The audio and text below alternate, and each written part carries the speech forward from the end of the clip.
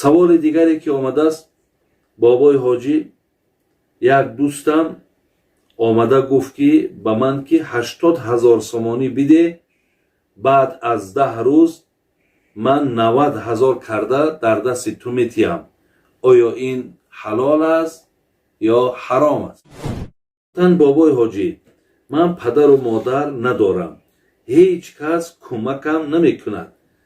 аз маҷбурӣ дар ошхонае кор мекунам ки арақ дорад. оё ин пули маоши ман ҳалол аст? ана оё кӯдаконе ки дар гаҳвора гап заданд, инҳо киё ҳастанд? бародарони азиз ва гиромӣ, алҳол дар ин лаҳзае ки қарор дорем, мехостам якчанд суолҳое ки пеши ман ҳастанд, ман барои шумо ҷавоб гардонам. пеш аз ин суолҳоро ҷавоб гардонидан, бародарони бисёр азизу гиромӣ, модарону бисёр меҳрубон, хоҳиши ман ҳамин аст ки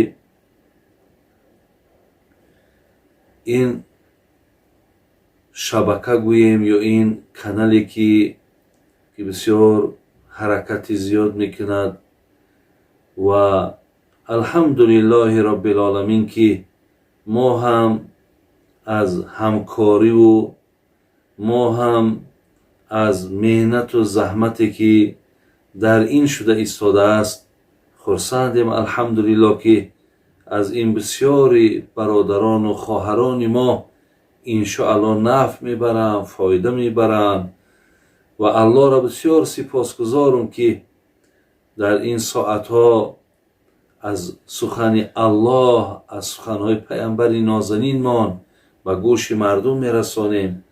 зин лиҳоз бисёр хоҳишам карданд ки ба дастгирии шумо ё ба овози шумо ниёз доранд. аз шумо манам ҳамчун як бародари шумо, ҳамчун як хайрхоҳи шумо расониданиам ки имкониятотон бошад, албатта овоз додантона дариғ надонен, дастгиритон ҳам дариғ надонен. иншоаллоҳ инҳо ҳама хизмати динмон мешавад ва ҳамчунон барои як ҳидояти бародари мусалмонмон, барои як нафари раҳгумзада ё барои як одаме ки масъалаву масоилша матраҳ мекунад, иншоаллоҳ ин шабака барои мову шумо агар ягон офату ягон мушкилоту ягон сахтӣ наояд, худо хоҳад хизмат мекунад. зин лиҳоз бори дигар шумо иншоаллоҳ дастгиритона фаромӯш накунед. иншоаллоҳ меоем ба сари саволҳое ки дар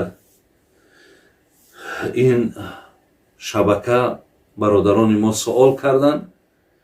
худо хоҳад ман дар ин боб суолҳои зиёд аст, ман навбат ба навбат ба шумо суолҳоро ҷавоб мегардонам. инҷа дархостам шудааст ки дар бобати нафс ки мақсад шумо андаке суҳбате дошта бошен ва дуюм дар бораи кибр суҳбате дошта бошен. иншоаллоҳ ман ин мавзӯъҳо ҳам гӯем ё ин бобам назди ман тайёр аст. худо хоҳад ман метавонам ки ҳар замоне дар боби нафс ё дар боби кибр худо хоҳад ягон суҳбати на чандон дарозе 15 ё 20 дақиқа худо хоҳад суҳбат мекунам. шояд ки дар ҳамин рӯзҳои наздик аз тариқи ҳамин шабака шумо ин барномаҳоро ҳам худо хоҳад гӯш хоҳед кард. ва инҷа дар суоле омадааст ки оё кӯдаконе ки дар гаҳвора гап заданд, инҳо киё ҳастанд? бародарони азиз ва гиромӣ, ман در حدیثی که متفقون علیه است، هم بخاری و هم مسلم الله رحمتشان کند، از نام حضرت امام ابو هریره میارد حدیثی را که حتی در پیش منم بسیار یک متن درازی، بسیار با یک متن درازی که حتی آمده است که لم یتکلم فی المهدی الا ثلاثه. بین البته ما مثال در حدیثی که آمده است لا یتکلم فی المهدی الا ثلاثه، یعنی 3 نفری بودن. حدیث امام بخاری و مسلم میارد که 3 کودکی هستن که در خوردی اینها اولی زمانی که زبانهای اینا کشاده نشده بود اینها صحبت کرده گیند. خدا خواهد که ایرا من با پرگی حاضر مثل همین برنامه نفس و کبر و این 3 کودکی که و در اینجا 4م هم آمده است، به بعضی روایت ها 5م هم آمده است، اینش هم یک موضوع علایده خدا خواهد به سمتان میرسانم. سوال دیگری که آمده است، بابای حاجی یک دوستم آمده گفت که به من که 80,000 سومانی بده، بعد از 10 روز من 90,000 کرده در دست تو میتیم. آیا این حلال است یا حرام است؟ برادران عزیز و گرامی، وقتی که ما یک نفر سوم میتیم و به ذمه او میگذاریم که همین 80,000 سومانی را من به شرط میتیم که تو خود 10 روز پس است، خود 1 ماه پس است، خود 2 ماه پس است، من در مقصد 90,000 کرده آورده میتی، یا 90,000 هم یک طرف 81,000 کرده میاری میتی. این برادر عزیز انا همین فایز میگن، انا همین پرسین میگن. برای همین با این طریق مقصد دریاب کردن مبلغ برای ما حلال نیست و این گویم شرط و این گونه قید گذاشتنم برای ما و شما الله و رسولش من کردگی است. شما اگر قرض میتید برادرای عزیز و گرامی، وقتی که یک آدمی که درمانده، تصور کنین، این برای چی پیامبر نازنین گفت که در قرض دادن شما ثواب بیشتر میگیرین از اونه که شما کسی را صدقه میتین، زیرا صدقه در دست آدمی خود دارا و خود نادار در دست هر کس می افتد، ولی قرض در دست نفری می افتد که وی محتاجه.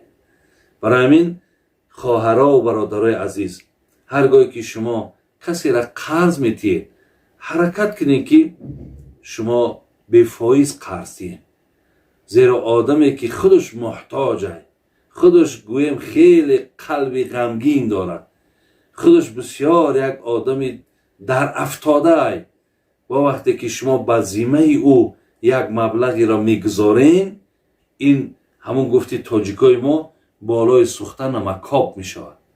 یعنی شما تا جایی که در حق او یک کاری نیک کنین، در حق او شما جبر کردین.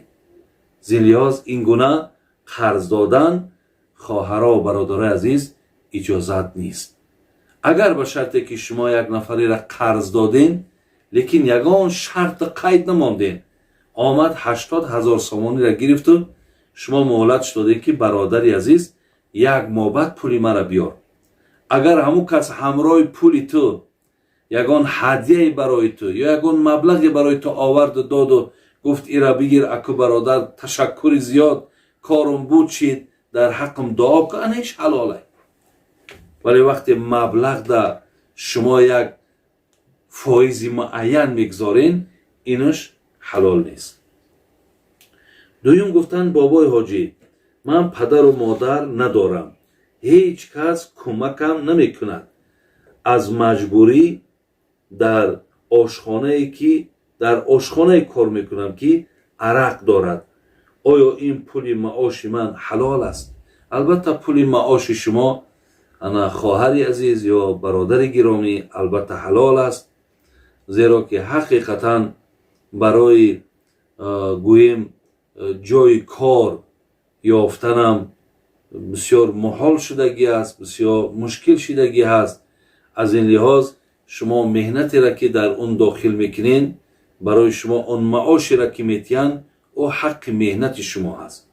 شما در اونجا از خدا امید است که یگان گناهکاری ندارید، ولی به هر حال هم که باشد شما زمانی که مجبورین، ضرورین برای یافتن گویم یک مقدار مبلغی که در زندگیتون صرف کنین، ولی در برابرش شما با جایهای را که خالی از این باشد جستجو کنین تا در اونجا کار کردنتان با از شبهه و از شک خالی است.